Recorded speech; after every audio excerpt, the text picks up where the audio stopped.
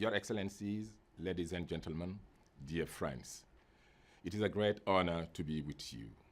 I would like to thank His Excellency Jacek Putowicz, Minister of Foreign Affairs of the Republic of Poland, for his generous invitation to me to say a few words at this important event. I deeply regret that I'm unable to be with you in person. It is right that we should honor, through the Raphael Lemkin International Award, the memory of this remarkable man and his legacy. The world owes a great debt to Raphael Lemkin, who would not rest until he had seen the crime of genocide defined as a crime in international law.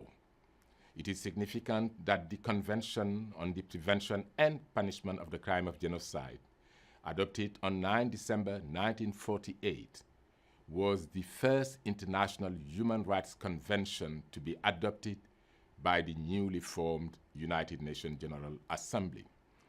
This year marks the 70th anniversary of the adoption of the Genocide Convention.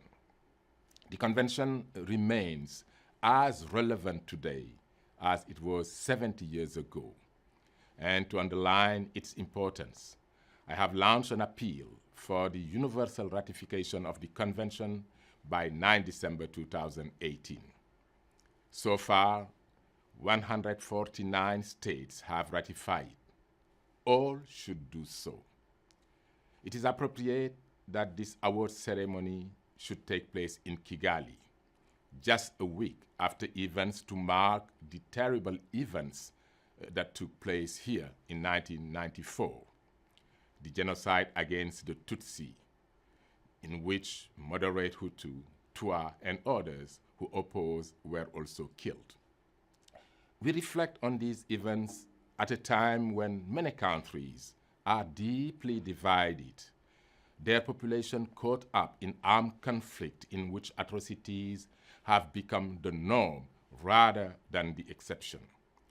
In many conflicts, we have seen a dangerous disregard for international human rights and humanitarian law, with devastating consequences for civilians. We have seen a significant increase in numbers of civilian casualties.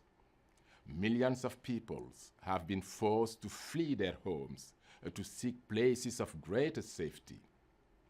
There are a greater number of refugees now than at any time since the Second World War. We have witnessed events in recent years that, if put to the test in a court of law, could even constitute genocide. But genocide and other atrocity crimes should not be, and do not need to be, a part of our present or our future. They do not happen overnight, nor are they inevitable. These are many warning signs, and we know what they are. It is our inaction or our ineffectiveness in addressing the warning signs that allows these crimes to become a reality. We must do better.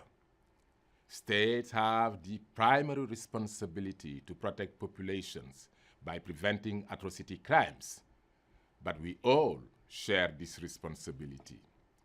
It is the responsibility of each and every one of us to do what we can. There is a role for the United Nations, regional organizations, and civil society, including religious and traditional leaders, women and youth. Civil society plays a critical and often underestimated role, and for this reason, it gives me particular pleasure that the Raphael Lemkin International Award should go this year to my dear friends at the Aegis Trust for its groundbreaking work to prevent genocide and mass atrocities worldwide and support the victims of these crimes through its programs.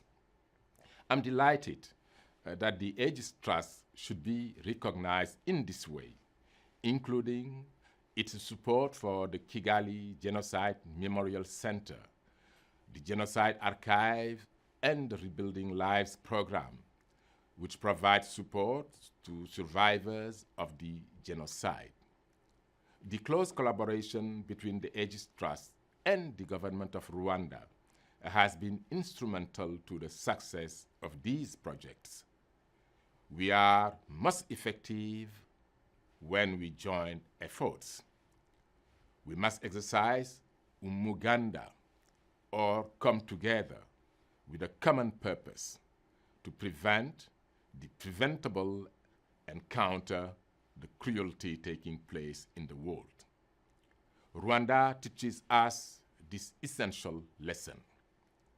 While remembering the past and honoring those who died, we must look to the future to lay the groundwork for peaceful, just, and inclusive societies for our children.